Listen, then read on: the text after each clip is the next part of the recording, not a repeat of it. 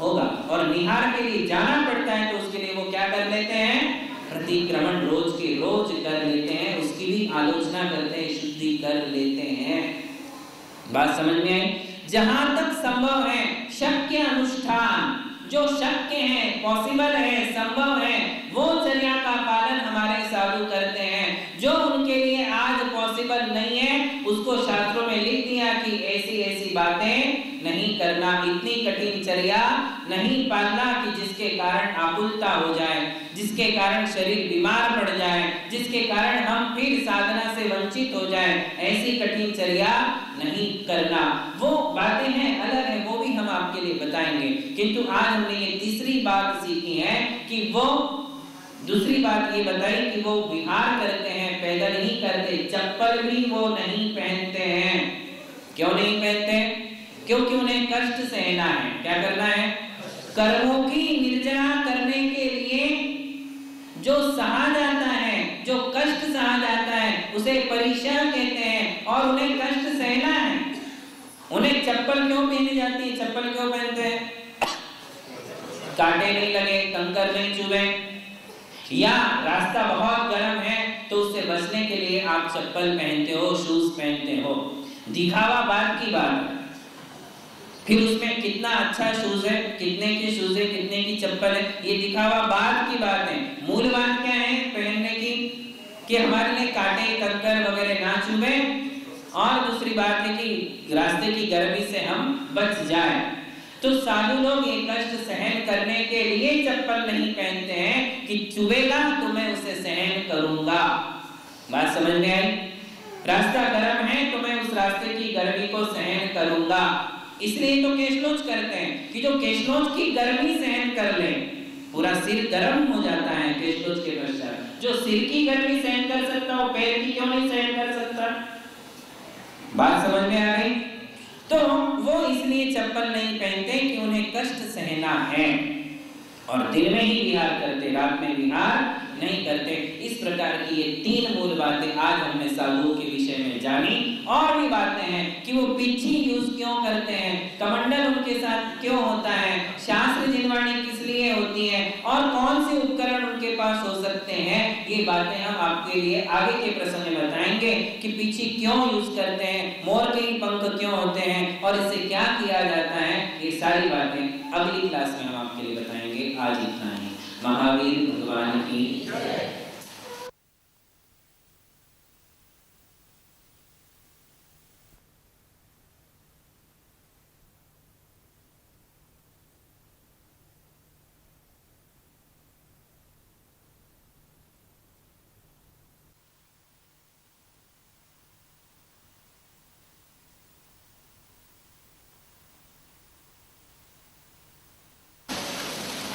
नवी सिद्धई वत्थदरो जिण सासणे जय भी होई तिथयरो अणगो भी मोख मग्गो सेसा उन्मक दया सोते। ध्यान से सुनेंगे। विषय चल रहा है हमारे साधु, उनका स्वरूप और उनकी चर्या। कुंद कुंद आचार्य कहते हैं नवी सिद्धई वत्थदरो जिन शासने जय भी होई तीर्थयरो। इस संसार में यदि तीर्थंकर भी है और वे अभी वस्त्र सहित है तो उनके लिए सिद्धि की प्राप्ति नहीं होती है। तीर्थंकर भगवान भी है और तीर्थंकर होने के पश्चात भी जब तक वे वस्त्र का त्याग नहीं करते, अलंकारों का त्याग नहीं करते, राजवैभव का त्याग नहीं करते हैं, वन का मार्ग नहीं अपनाते हैं, तब तक उनके लिए भी सिद्धि नहीं होती है। नग्गो ही मोक्ष मग्गो, नग्नता ही मोक्ष का मार्ग है। स्पष्ट शब्दों में कुंद कुंद स्वामी हमारे लिए सूचित कर रहे हैं कि नग्नता के बिना मोक्ष मार्ग का प्रारंभ नहीं होता।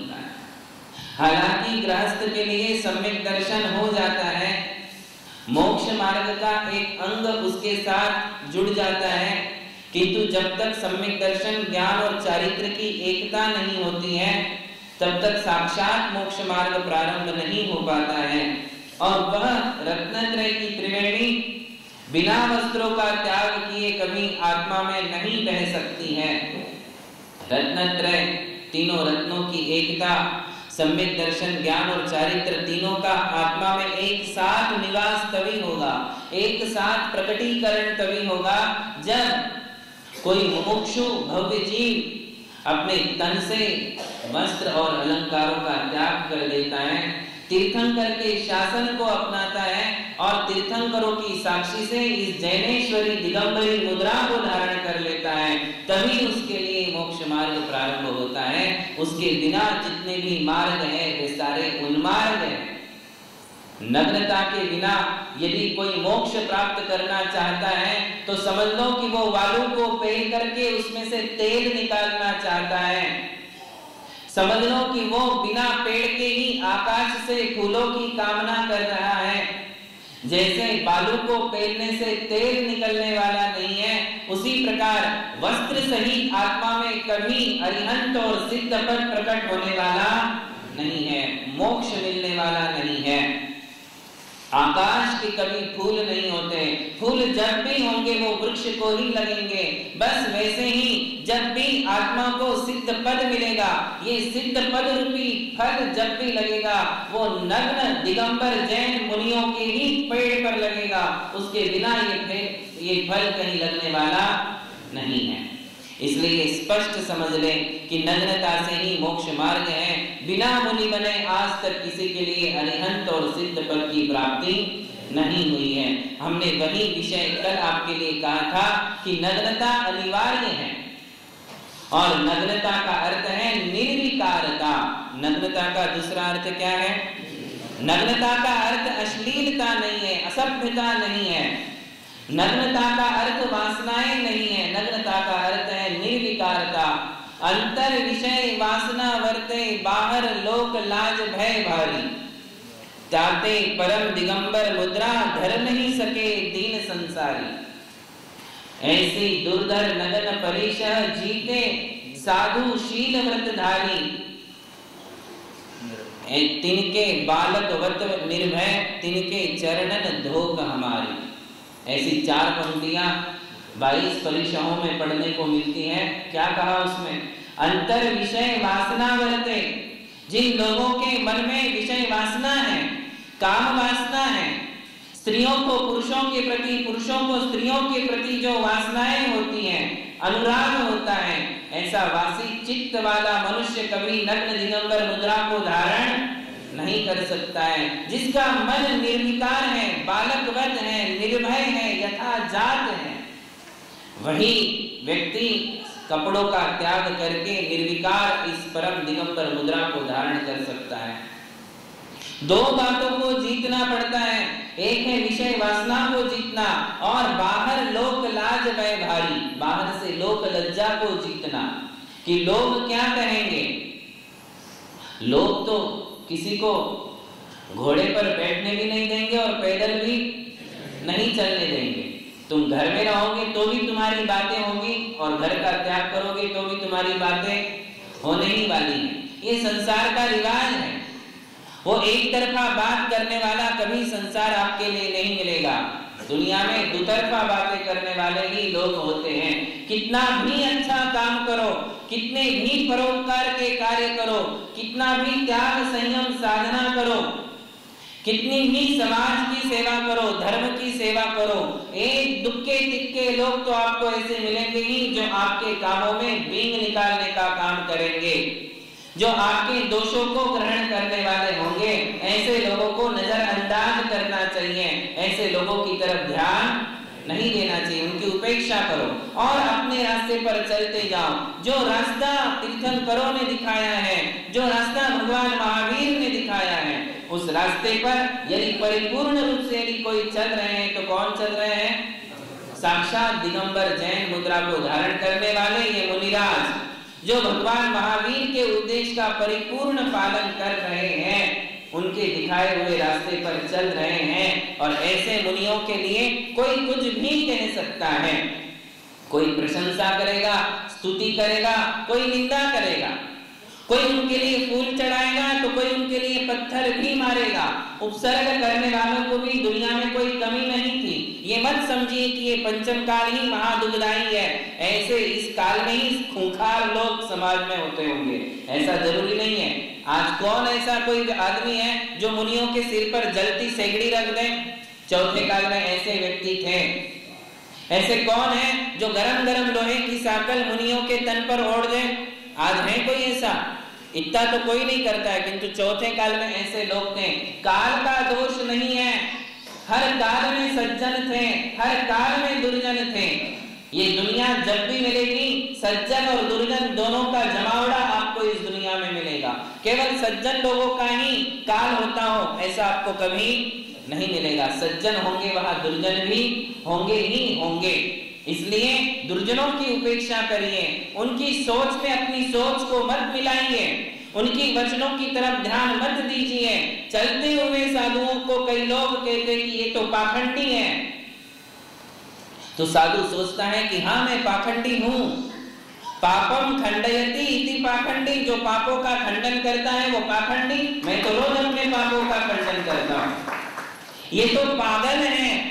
तो वो सोचते हैं पापम गलयति इति पागल, जो पापों का गलन करे, प्रक्षालन करे वो पागल है, तो मैं तो पागल हूं ही, है कि नहीं? तो साधु अपने विचारों का संतुलन लेते हुए चलते हैं, सड़े हुए विचारों के धनी होते हैं, सरल विचारों के धनी होते हैं। दुर्जन और दुष्टों की तरफ उनका कोई ध्यान नहीं होता है, वो किसी को दुर्जन समझते ही नहीं है, वो उनके प्रति भी क्षमा भाव धारण करते हैं, उनके प्रति भी वे यही सोचते हैं कि जीवन तुम्हें शत्रुगणा सदैव, बोले मेरे शत्रुगण, मेरा विरोध करने वाले, मेरी निंदा करने वाले जीवंत रहे, फलते रहे, फूलते रहे, क्योंकि तेषाम प्रयत्नेन मैं जो है उनके प्रयासों के कारण ही जागरूक रहता हूं, सावधान रहता हूं। यदि दुनिया में निंदा करने वाले, विरोध करने वाले नहीं होंगे, केवल प्रशंसा ही प्रशंसा करने वाले होंगे, तो हो सकता है कि मुझे नींद आ जाए। नींद आने का मतलब क्या है? कि मैं भ्रांति में आ जाऊं कि क्या मैं वाकई में ऐसा हूं। कोई निंदा करने वाले भी होना चाहिए, गलती दिखाने वाले भी होना चाहिए, और जब वो मुझे गलती दिखा देते हैं, जब वे मेरी गलती दिखाते हैं, तब मैं सावधान हो जाता हूं कि हाँ मेरे में कोई गलती है, इसीलिए तो ये व्यक्ति ऐसा बोलता है। इसे कहते हैं सदी हुई विचारधारा, इसे कहते हैं संतुलित विचारधारा, सबके प्रति समान भाव। सबसे हमारे लिए क्या फायदा है वो फायदा हमारे लिए ले लेना चाहिए। शत्रुओं से और दुर्जनों से भी हमें फायदा है। क्या फायदा है? हमारी गलती हमारे दामन पर, हमारे चादर पर लगा हुआ दाग हमारे लिए मालूम पड़ता है, क्योंकि हमारे लिए मराठी में कहते हैं कि दुसऱ्यांचं मुसळ दिसत, काय दुसऱ्यांचं मुसळ दिसत, आपला दुसरा दिसत नाही, हाँ आपल्या डोळ्यातलं पुसळ दिसत नाही। म्हणजे ऐसा बोलते कि दूसरों की बड़ा, दूसरे का हाथी जैसा बड़ा दोष, हमारा दूसरों का छेद जैसा, तिनके जैसा दोष हमें हाथी जैसा लगता है, किंतु अपनी हाथी जैसा दोष हमारे लिए दिखता। खुद का दोष किसे दिखने वाला है? अपना दोष किसी को नहीं दिखता। मेरे चेहरे पर कहां दाग है हमको दिखेगा, वो सामने वाला ही बता सकता है, या फिर जिनवाणी के आईने में देखना पड़ेगा, तब समझ में आएगा कि मैं कहां गलत हूं। इसलिए मैं आपको कह रहा था कि साधु संत इस बार की बिल्कुल भी फिक्र नहीं करते हैं कि कौन मेरे विषय में क्या कहता है। बाहर लोक लाज भय भारी, बाहर की लज्जाओं को जीत लेना, अंदर से विषय वासना को जीत लेना, इन दो बातों को जो जीत लेते हैं वे ही साधु बन सकते हैं, वे ही नग्न दिगंबर मुद्रा को धारण कर सकते हैं। ये भी कोई सामान्य पुरुषार्थ नहीं है कि हजारों की भीड़ में स्टेज पर आकर के अपने कपड़ों को उतार देना, अपने अलंकारों को उतार देना और वैराग्य भाव का चिंतन करना, आत्मा के शुद्ध स्वरूप का चिंतन करना और तन से बिल्कुल निर्विकार हो जाना, ये संसार का बहुत बड़ा पुरुषार्थ है। इससे बढ़कर और कोई पुरुषार्थ इस संसार में नहीं है। इसीलिए ऐसे पुरुषार्थ करने वालों को ही सिद्ध पद की प्राप्ति होती है। तो ये दिगंबर जैन मुद्रा के धनी हमारे साधु संत होते हैं। कल हमने देखा था और इस बात पर हमने चर्चा की थी कि हमारे साधुओं का बाह्य स्वरूप क्या है, और 3 विषयों की चर्चा की थी। एक तो वे नग्न रहते हैं, नग्न क्यों रहते हैं ये आपको बताया था।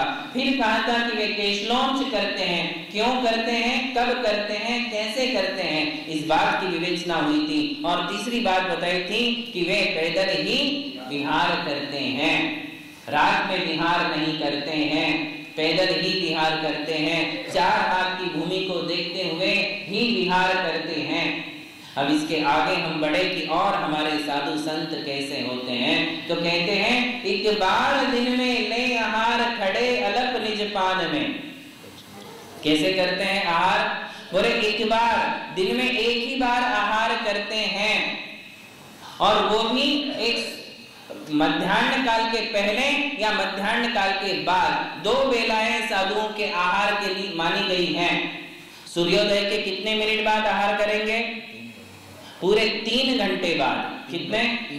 3 घड़ी के बाद। 3 घड़ी के पश्चात ही वे आहार करते हैं, और सूर्यास्त के 3 घड़ी पहले ही उनका आहार हो सकता है। आहार की ये 2 बेलाएं हैं, एक सामायिक के पूर्व और एक सामायिक के कारणवशात। यदि सामायिक के पूर्व आहार नहीं हो पाया तो सामायिक करने के बाद भी उनका आहार हो सकता है। साधुओं की आहार की ये 2 बेलाएं हैं।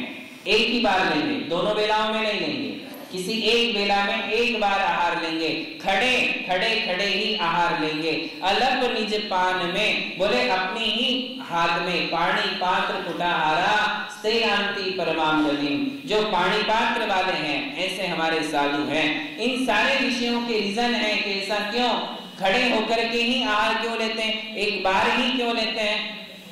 परसों एक लड़की पूछ रही थी, महाराज एक बार ही क्यों, ऐसा क्यों कि एक बार ही आहार लेते हैं, 2 बार क्यों नहीं लेते हैं। ये तो नॉर्मली इंसान की रिक्वायरमेंट है कि उसने 2 बार आहार लेना चाहिए, भोजन करना चाहिए। आप एक ही बार क्यों लेते हो? मैंने कहा कि एक बार आहार करते हुए भी जिंदगी को जी सकते हैं, जिंदगी आराम से चल सकती है, इसलिए एक बार आहार लेते हैं। जितनी शरीर की आवश्यकता है, एक्चुअली हमारे शरीर को आवश्यकता बहुत कम है, हम आवश्यकता से ज्यादा शरीर को खिलाते हैं, आवश्यकता से ज्यादा शरीर को सुलाते हैं। सोने की भी ज्यादा जरूरत नहीं है। यदि 2 घंटे 3 घंटे सो लो तो पर्याप्त आराम शरीर को मिल जाता है। आज तो साइंस कितना डेवलप हो रहा है कि बिना सोए भी हम ब्रीदिंग एक्सरसाइज से, श्वासोच्छ्वास से वो आराम अपने शरीर को दे सकते हैं जो सोने से भी नहीं मिलता, उससे ज्यादा आराम श्वासोच्छ्वास की साधना करने से शरीर को मिलता है। सोने की कोई आवश्यकता नहीं है। हमारे योगी मुनिराज नहीं सोते हैं। जो योगी मुनि होते हैं, शुद्धोप योगी मुनि होते हैं, साक्षात मोक्ष को प्राप्त करने वाले मुनि होते हैं, वे 1 दिन, 1 महीना, 4 महीना, 6 महीना और उत्कृष्ट से 1 वर्ष तक बिना नींद के होते हैं और ध्यान करते हैं। इसका सबसे बड़ा एग्जाम्पल आप सबको पता है, भगवान बाहुबली दीक्षा लेने के बाद खड़े रहे बिना आहार के। आत्मा में 1 वर्ष तक निराहार रहने की क्षमता है, किंतु शरीर में भी उतनी शक्ति होनी चाहिए। यदि शरीर में शक्ति नहीं है तो संभव नहीं है, किंतु शरीर में यदि सहनन उत्कृष्ट है, शक्ति उत्कृष्ट है, तो ये हमारी आत्मा 1 साल तक निराहार रह सकती है, बिना नींद के रह सकती है। तो ये जो है हम आवश्यकता से अधिक शरीर के लिए करते हैं, इसलिए बीमारियां हैं, इसलिए अस्वस्थता है, इसलिए आकुलताएं हैं, अशांति है, परेशानियां हैं, समस्याएं हैं। क्यों? क्योंकि हम शरीर के साथ आवश्यकता वाला व्यवहार नहीं करते, आवश्यकता से ज्यादा शरीर का लालन पालन हम करते हैं, इसलिए शरीर हमारे साथ इस प्रकार का धोखाधड़ी करता है। वो हमारे लिए असमय में ही सारे रूप दिखा देता है जो हमारे साथ नहीं होना चाहिए। तो मुनियों का जो जीवन है, साधु संतों का जो जीवन है, वो प्राकृतिक है। जितना आवश्यक है उतना ही आहार लेते हैं, एक बार में उनका जीवन चल सकता है, इसलिए वो एक बार आहार लेते हैं। ऐसी जिनेंद्र भगवान की आज्ञा है। और खड़े खड़े ही आहार क्यों लेते हैं? तो इसका भी कारण है कि उनका ये नियम है कि जब तक मेरे पैरों में शक्ति है चलने की, तब तक मैं आहार करूंगा। जिस दिन मेरी इंडिपेंडेंसी खत्म हो जाएगी, मेरी स्वतंत्रता खत्म हो जाएगी और मुझे लोगों का सहारा लेना पड़ेगा, उस दिन मैं आहार पानी का त्याग कर दूंगा। यदि मेरे में चलने की, उठने की, खड़े रहने की क्षमता नहीं है, लोगों का सहारा लेना पड़ रहा है, तो मुझे समझ लेना चाहिए कि अब ये मेरे आयु के अंतिम क्षण है। मेरे लिए संलेखना का विचार बना लेना चाहिए, संलेखना की साधना प्रारंभ कर लेना चाहिए। ये भाव उनके मन में है। यदि ऐसा नहीं होगा, बैठ करके हार लेंगे, तो फिर उनके लिए इस चीज का भान नहीं रहेगा, क्योंकि कितनी भी तबीयत खराब हो, चलने फिरने की क्षमता ना हो, तो भी आदमी बैठ करके खाना खा ही लेता है। तो ये दूर दृष्टिकोण है कि जब ऐसा समय आएगा और मेरा शरीर मेरा साथ देना छोड़ देगा, उस समय मैं किसी का सहारा लेने की बजाय अपने आहार पानी को छोड़कर क्रमशः घटाकर संलेखना की, समाधि की शरण में जाऊंगा, पंच गुरुओं की शरण में चला जाऊंगा, आत्मा की शरण में चला जाऊंगा, रत्नत्रय की शरण में जाऊंगा और अपना समाधि मरण साध लूंगा। केवल यही दृष्टिकोण है खड़े होकर के आहार लेने के पीछे। बात समझ में आ रही है आपको? और रोज खड़े होकर के भोजन लेना है तो पैर में भी तो शक्ति होनी चाहिए। रोज भी कितनी देर आदमी खड़ा रह सकता है? बैठ करके यदि ले तो 2 घंटा आराम से बैठ सकते हो भोजन के लिए। बैठते हैं कि नहीं? अपन बैठे रहते हैं, कभी कभी आराम से लेते रहते हैं, एक एक चम्मच खाते रहते हैं। होटल में आप जाते हो, खड़े खड़े थोड़ी करते हो, बैठे बैठे करते हो, तो कंफर्टेबल होता है महसूस। किंतु खड़े खड़े यदि करना है तो पैर, और वो भी चलना नहीं है, खड़े रहना है एक ही जगह। खड़े होकर के भी खाने वाले लोग हैं, किंतु चलते फिरते खाते रहते हैं, तो उनका एंजॉय होता रहता है। किंतु एक जगह खड़े होकर मौन से, कैसे लेना है? मौन से आहार लेना है, तो उसमें भी जितनी क्षमता होगी, कैपेसिटी होगी, उतनी देर खड़े रहा जा सकता है। इसलिए खड़े होकर के आहार लेते हैं, जिससे आहार ज्यादा नहीं जावे, जितना कम जावे उतना अच्छा। ये भावना है। कल मैंने आपको कहा था कि साधु संत कष्टों के पास जाते हैं, संकट के पास, परीक्षण के नजदीक साधु जाता है। वो स्वयं होकर के कष्टों को भुलाता है। क्यों? क्योंकि उसको अपने आत्मा में बैठे हुए कर्म रूपी चोरों को भगाना है। और ये कर्म रूपी चोर इतने उद्दंड हैं कि इनको बोलने से वो जाने वाले नहीं हैं। अब उनके लिए एक ही है कि ज्ञान दीप तप तेल भर, घर शोधे ब्रह्मचोर, या विन या निकसे नहीं बैठे पूरब चोर, या विद बिन निकसे नहीं। इसके बिना ये कर्म रूपी चोर, उसमें चोरी कहाँ है? ये बैठे पूरब कर्म चोर, ये कर्म रूपी चोर जो है, ये बिना तपस्या के भागने वाले नहीं है। तपस्या की आँच जब उनको लगती है तो फिर वो जल्दी जल्दी आत्मा से अलग हो जाते हैं। इसलिए साधु स्वयं कष्टों को बुलाता है, कष्टों में जीवन जीने का अभ्यास करता है, दुखों में जीवन जीने का अभ्यास करता है, मन से दुखी नहीं रहता है। बात समझ लीजिए, वो केशलोच की वेदना सहेगा, पैदल चलने की वेदना सहेगा, अंतराल और उपवास की वेदना सहेगा, किंतु उस समय वो दुखी नहीं रहते, मन से बिल्कुल प्रसन्न है, क्योंकि उन्हें पता है कि जिस मार्ग से मैं जा रहा हूँ इसमें थोड़े कष्ट जरूर है, किंतु यही कष्ट आगे जाकर के मेरे लिए अनंत चतुष्टय का कारण बन जाएंगे। सोने को शुद्ध होने के लिए तपना पड़ता है, उसको घिसा जाता है, उसका घर्षण किया जाता है, उसको ताड़न किया जाता है और आग की भट्टी में झोंक दिया जाता है। जब आग की भट्टी में वो आग को सहता है तो फिर निखर करके बाहर आता है और फिर उसके ऑर्नामेंट्स बनते हैं, उसकी कीमत आती है, मार्केट में उसका रेट आ जाता है। जब तक खदान में है तब तक उसकी कोई कीमत नहीं है। बस इसी प्रकार से जो तपस्या की, साधना की आग में अपने आप को झोंक देते हैं, ऐसे साधु संत ही 24 कैरेट वेले सोने जैसा सिद्ध पद, सिद्ध आत्मा को प्राप्त कर लेते हैं।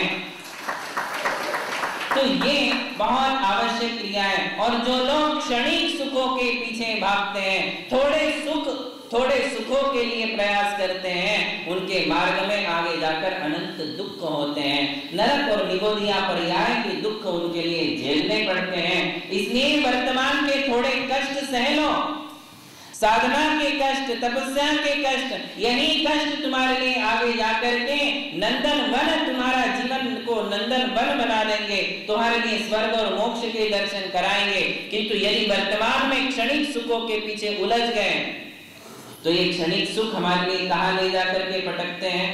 नरक और निगोदिया पर्याय में ले जाकर के पटक देते हैं। इसलिए साधु संत जो है, कष्टों का सामना करना, कष्टों को सहना, ये उनका एक आवश्यक मूल गुण ही है।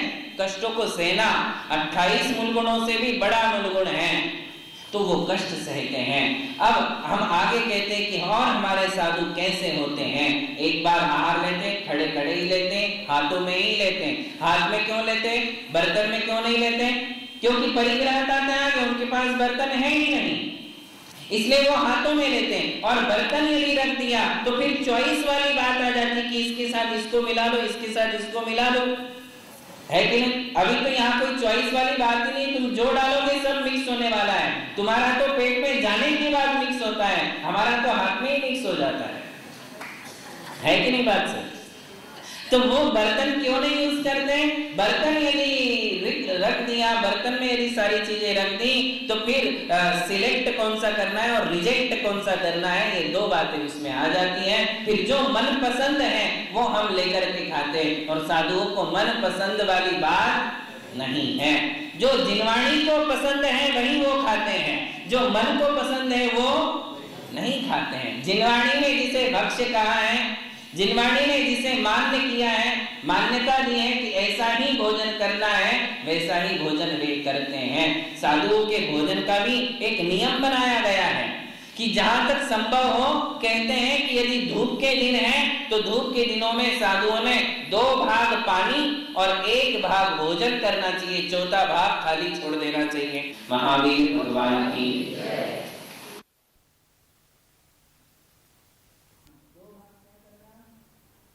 जितना हम करते हैं उसके 4 पार्ट करो, उसमें 2 भाग पानी, 1 भाग भोजन और 1 भाग खाली छोड़ो। कौन से दिनों में? गर्मी के दिनों में। और ठंडी के दिनों में कहते हैं कि 2 भाग भोजन करो और 1 भाग पानी पियो, चौथा भाग खाली छोड़ दो। और बरसात के दिनों में जैसा संभव हो, प्रकृति के अनुकूल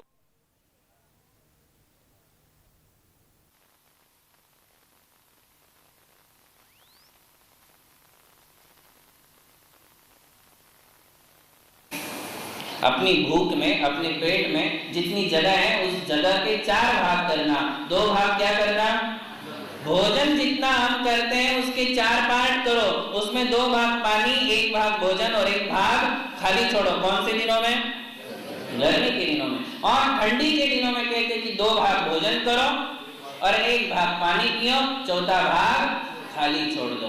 और बरसात के दिनों में जैसा संभव हो, प्रकृति के अनुकूल हो, उतना भोजन, उतना पानी और 1 भाग तो खाली छोड़ना ही चाहिए। 1 भाग खाली छोड़ने से नींद नहीं आती है, फिर निद्रा नहीं सताती है, तंद्रा नहीं आती है, आलस नहीं आता है, सामायिक निर्विघ्नता से होती है, दोपहर में नींद नहीं आती है, स्वाध्याय आराम से हो सकता है। इसलिए 1 भाग को खाली छोड़ने का एक विधान हमारे मूलाचार में मुनियों के लिए कहा गया है। तो ऐसी एक चर्या आहार की मुनियों की होती है।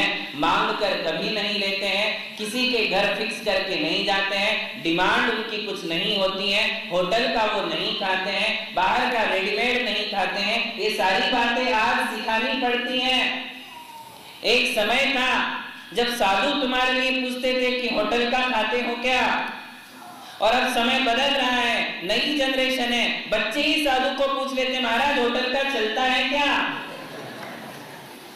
इसलिए ये हर चीज आज सिखानी पड़ती है कि महाराज लोगों को बाहर का नहीं चलता है, रेडीमेड नहीं चलता है, शुद्ध हो, प्रासुक हो, मर्यादित हो, आज का आज बनाया हो, बाहर के घर से लाया नहीं गया हो, ऐसा शुद्ध भोजन ही साधु संत आहार में करते हैं। जब आहार, उनका भोजन जब हाथों में आता है तो हाथों में आने के बाद कुंद आचार्य कहते हैं कि अब उसमें किसी प्रकार की शंका नहीं करना। मेरे हाथ में जो भोजन आया है ये शुद्ध स्वर्ण के समान 100% शुद्ध है, ऐसा समझ करके उसका आहार कर लेना चाहिए। शंका और संदेह को नहीं रखना चाहिए, क्योंकि शंका है, संदेह है तो फिर वो भोजन साधु नहीं कर सकता है। बात समझ में आई? ये दिगंबर जैन साधु संतों की आहारचर्या है। मैं आपको एक बार और अच्छे से बता देता हूँ कि दुनिया में आज जितने भी धर्म संप्रदाय हैं, जो आहारचर्या दिगंबर जैन साधु की है, वो चर्या आपके लिए किसी संप्रदाय में नहीं मिलेगी। हर संप्रदाय के साधु ये भोजन तो करते ही हैं, किंतु आपको अधिकतम ऐसे मिलेंगे जो मठों में बैठ करके खाना खाते हैं, दरवाजा बंद करके खाना खाते हैं, लोगों के सामने भोजन नहीं करते हैं। किंतु दिगंबर जैन साधु की ये ट्रांसपेरेंसी है, पारदर्शिता है कि वो अकेले दरवाजा बंद करके अपने हाथों से खाना नहीं खाता है। जो भी है लोगों के सामने है, छुपाने का कोई काम नहीं है। बिल्कुल सिंह मुद्रा में आहार को निकलते हैं। शेर जैसे अपनी गुफा से बाहर निकलता है तो अपनी पूंछ को ऊपर लटका लेता है, पूंछ दबा करके वो नहीं निकलता है, पूंछ दबा करके वो नहीं भागता है। इसे सिंह मुद्रा कहते हैं। इसका मतलब है कि साधु अपने स्वाभिमान को खोकर के कभी किसी के घर आहार को नहीं जाते, स्वाभिमान नहीं छोड़ेंगे। अभिमान नहीं है किंतु स्वाभिमान है। दिगंबर जैन साधु का एक गौरव है, उस गौरव को बनाए रखते हुए, उस गरिमा को बनाए रखते हुए ही वो आहार को जाते हैं, मांग कर नहीं खाते हैं। नवदा भक्ति हो रही है तो फिर वो बराबर वहां जाकर के आहार लेते हैं। तो ये हमारे साधु संतों की चर्या है। सब कुछ लोगों के सामने है, श्रावक के सामने है। कितनी बार ले रहे, कितना आहार ले रहे, क्या आहार ले रहे, छुपाने का कोई काम ही नहीं। अरे छुपाएंगे कहाँ, कपड़े ही नहीं है, कोई जेब ही नहीं है कि छुपा ले, छुपाने को कुछ भी नहीं है। दिगंबर जैन साधु की 24 घंटे की चर्या आपके सामने है, बिल्कुल पारदर्शिता है। आप झांक करके देख सकते हो, कभी भी आ सकते हो। तो साधु संत आपको या तो प्रतिक्रमण में मिलेंगे, या तो स्वाध्याय में मिलेंगे, या तो सामायिक में मिलेंगे, या तो प्रभावना करने में मिलेंगे, या तो धर्मोपदेश देने में मिलेंगे। इसके अलावा आप बताइए कि साधु संतों के पास है क्या? उनके पास साधना करने की फुर्सत नहीं है। ये तो आपका भाग्य है कि अपनी साधना में से कुछ समय अलग निकाल करके वो आपके लिए उपदेश देते हैं, वरना उनके पास कोई फुर्सत नहीं। हमारा सौभाग्य है जो हमारे लिए साधु संतों की वाणी सुनने का अवसर मिलता है। तो ये उनकी चर्या का एक अंग है कि वो एक बार ही आहार लेते, खड़े खड़े लेते हैं। अब इसके अलावा हम बाहर से साधुओं को क्या क्या देख सकते हैं? तो कहते हैं साधुओं के पास एक पिछी होती है। क्या होती है? पिछी। ये पिछी क्या चीज होती है, क्यों रखते हैं अपने साथ? सारे संसार का वैभव छोड़ करके आ गए और एक पिछी के लिए 1 मिनट के लिए भी दूर नहीं होने देते। यदि पिछी दूर चली जाए तो उनको आकुलता हो जाती है, उनको आकुलता होती है कि मेरी पिछी कोई ले गया, चला गया, कहाँ चली गई, उनको दुख होता है। क्यों भाई? जो संसार का करोड़ों का वैभव छोड़ करके आ सकते हैं, वो इतनी सी पिछी को अपने से 1 मिनट भी नहीं अलग होने देते। क्यों? क्योंकि ये उनके संयम का उपकरण है। किसका?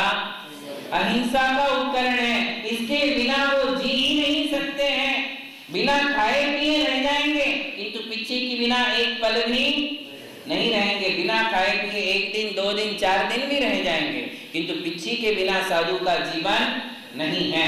देखिए 2 प्रकार के साधु हैं, एक शुद्धोपयोगी होते हैं और एक शुभोपयोगी होते हैं। इन दोनों में क्या भेद है वो हम आपके लिए एक अलग से एक दिन का लेसन वही होगा कि क्या होते हैं मुनिगण, क्या होते हैं शुद्धोपयोगी और शुभोपयोगी मुनि। किंतु हम आपको कह रहे हैं कि आज वर्तमान में जो भी साधु हैं उनके लिए पिछी आवश्यक है। इसके बिना साधु अपने संयम और अपनी साधना नहीं कर सकता है। क्यों लगती है? क्योंकि इससे वो जीवों की रक्षा करते हैं। क्या करते हैं? परिहार करते हैं, जीवों का परिहार करते हैं। यदि उनके शरीर पर कहीं मच्छर बैठ जाए तो उसको हाथ से नहीं अलग करते, उसको क्या करते हैं?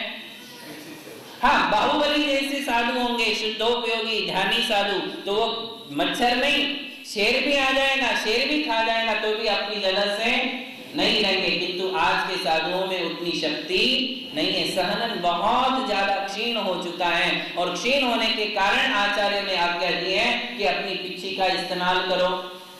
जब भी चलते हो, रूम से बाहर निकलते हो, परिमार्जन करो। ठंडी के जीव ठंड में ही रह जाए, ठंडी के जीव गर्मी में नहीं चली जाए, गर्मी के जीव ठंडी में नहीं आ जाए, जिससे उनके लिए किसी प्रकार की प्रताड़ना हो, तो वो अपने पिच्ची से परिमार्जन करते हैं। बैठना है तो देख करके परिमार्जन करके बैठते हैं। पिच्ची का केवल एक ही काम है कि इससे जीवों का परिमार्जन करना, धूल अलग करने के लिए नहीं है कि मुझे जहां बैठना है वहां बहुत धूल है, धूल साफ कर लो। धूल साफ करने के लिए ये कोई झाड़ू नहीं है। क्या है? ये पिच्ची है जो सिर्फ और सिर्फ जीवों का परिमार्जन करने के लिए है कि इस पिच्ची से उनके द्वारा दिन रात में अनंत जीवों की रक्षा होती है। पिच्ची के द्वारा देखिए, अहिंसा महाव्रत है। हमने कहा था कि वाहन का प्रयोग क्यों नहीं करते? केवल जीव हिंसा का परिहार करने के लिए, जीवों की रक्षा के लिए वाहन प्रयोग नहीं है। अब यदि बैठना है, दर्शन करने जाना है, आहार करने जाना है, कहीं भी उनको बैठना है तो बैठने के पहले क्या करेंगे? इसे कहते हैं परिमार्जन। क्या कहते हैं? परिमार्जन करना। परिमार्जन का मतलब है कि वहां यदि जीव है तो जीव को आराम से अलग कर देना और अलग करके फिर बैठना। कोई वस्तु उठाना है, कोई वस्तु रखना है तो भी क्या करते हैं? परिमार्जन करते हैं। केवल अहिंसा का ये उपकरण है, संयम का उपकरण है। छोटे से छोटे जीव अपने शरीर पर बैठ जाते हैं, आपको कुछ एहसास भी होता है कि कुछ तो है, और आप हाथ से खुजाल देते हो, जीव मर जाते हैं। साधु कभी भी खुजालेंगे तो क्या करेंगे? पहले अपने पिच्ची से परिमार्जन करेंगे। हो सकता है छोटे छोटे जीव हो, और छोटे जीव होने के कारण उनको बचाने के लिए पहले पिच्ची से परिमार्जन करते हैं। तो ये पिच्ची केवल किस लिए है? परिमार्जन, जीवों की रक्षा करने के लिए है। ये पिच्ची जीवों की रक्षा करने के लिए है, किंतु ये मयूर पंख की भी बनती है। ऐसा क्यों? इसके कारण है। तो मूलाचार में इसके कारण कहे हैं, वो कारण भी आपको बताते हैं कि पिच्ची मयूर के पंख से क्यों बनती है। तो कहते हैं रज सेदानम गहनम, कि इससे जो है, इसमें 5 क्वालिटीज हैं, 5 विशेषताएं हैं मयूर के पंख में। कितनी? 5 विशेषताएं। कहते हैं कि रज सेदानम अगहनम, इसे कभी धूल नहीं लगती है। पिच्ची को कभी धूल यदि लग जाए तो अपने आप उतर जाती है, झड़ जाती है, धूल चिपक करके नहीं रहेगी पिच्ची को। क्योंकि भाई जीवों का जब परिमार्जन करेंगे साथ में धूल भी उसको लगने वाली है, किंतु धूल लगेगी भी और तुरंत उतर भी जाएगी, उसको चिपक करके वो नहीं रहती। ये पिच्ची जो है, पंख जो है, ये धूल को ग्रहण नहीं करती है। दूसरी बात जो है, पसीने को भी वो ग्रहण नहीं करती है। शरीर का परिमार्जन करेंगे और उसमें पसीना भी उसको लगेगा, किंतु पसीना लग करके वो क्या हो जाता है? उड़ जाता है, सूख जाता है, उसको लग करके नहीं रहता है, नहीं तो खराब हो जाएगी। किंतु इसमें ये क्वालिटी है, इसमें ये 5 स्पेशलिटीज हैं।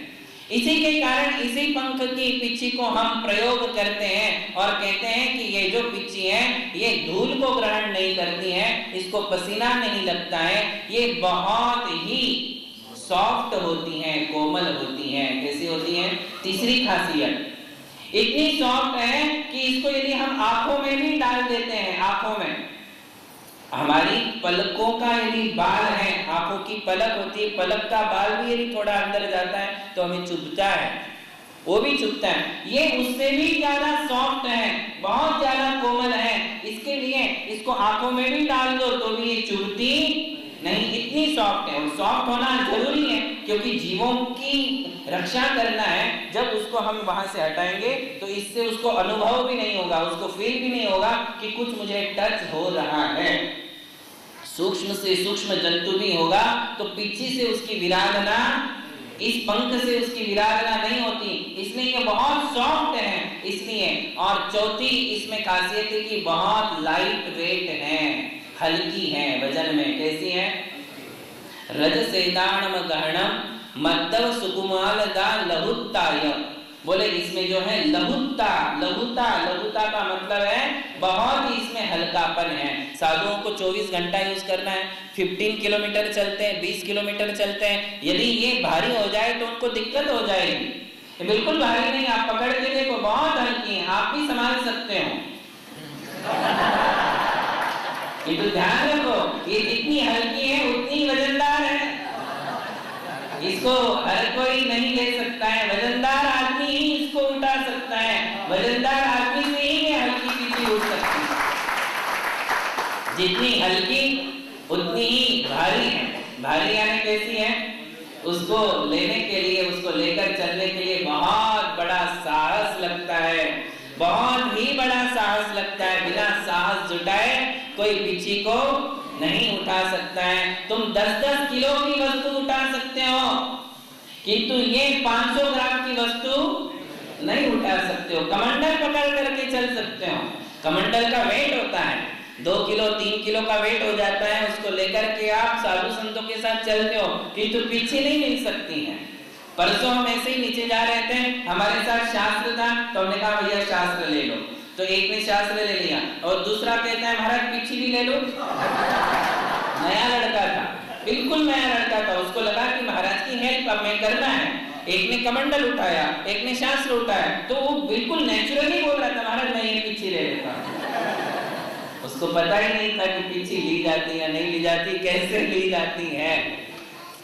तो ये जो है आज हमारे लिए नए बच्चों को सिखाना बहुत जरूरी है कि हमारे दिगंबर जैन साधु ये पीछे क्यों नहीं करके चलते हैं। कई बच्चे ये समझते कि धूल साफ करने के लिए है, झाड़ा पोछा करने के लिए है। कई बच्चे ये समझते हैं कि ये कोई जो है मंत्र तंत्र वाली वस्तु है कि इससे बहुत ज्यादा काम हो जाते होंगे इसलिए, किंतु मूल वस्तु क्या है इसमें?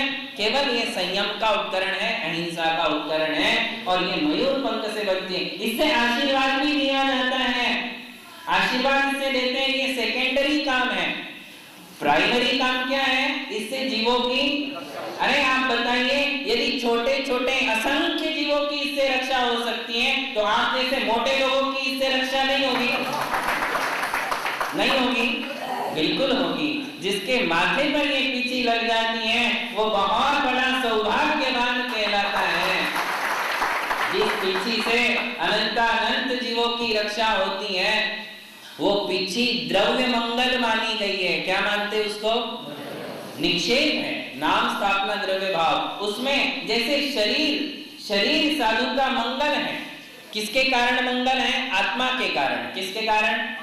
इनकी आत्मा में 3 रत्न प्रकट हुए हैं, इसलिए इनका शरीर भी मंगल है, इनका सिंहासन भी मंगल है, इनकी पीछी भी मंगल है, इनका कमंडल भी मंगल माना जाता है। इसलिए देखिए आप आचार्य शांति सागर जी महाराज की संलेखना होने के बाद भी आज उनका सिंहासन है, आज उनकी पीछी है, आज उनका कमंडल है।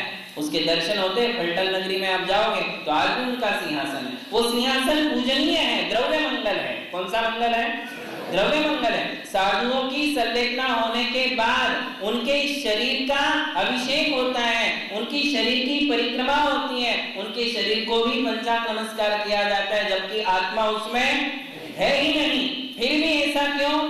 ऐसा इसलिए कि इसी शरीर के द्वारा उन्होंने तपस्या और साधना की थी, इसलिए शरीर भी उनका मंगल है। मंगल का मतलब मेरे पापों का नाश करता है, मुझे पुण्य प्रदान करता है। ये पीछी भी ऐसी ही है जो पीछी साधु के साथ एक साथ रही है, जिससे अनंत जीवों की रक्षा हुई है। ये पीछी भी कोई सामान्य मंगल नहीं है, ये द्रव्य मंगल में विशेष मंगल मानी गई है। तो ये मंगलों के आधार से हम अपने जीवन में मंगलमयता को प्राप्त करते हैं, पुण्य को प्राप्त करते हैं और पापों से हम दूर रहते हैं, इसलिए इसे मंगल माना है। तो ये पीछी इसलिए यूज होती है। बात समझ में आई? कितने गुण हैं पीछी में? 5वां गुण हमने बताया नहीं। 5वां गुण ये है कि इससे जीवों की रक्षा बहुत सहजता से होती है या अच्छे से होती है। ये पंख का गुण है। ये 5 गुण है। पहला गुण क्या कहा? इसे धूल नहीं लगती, इसे पसीना नहीं लगता।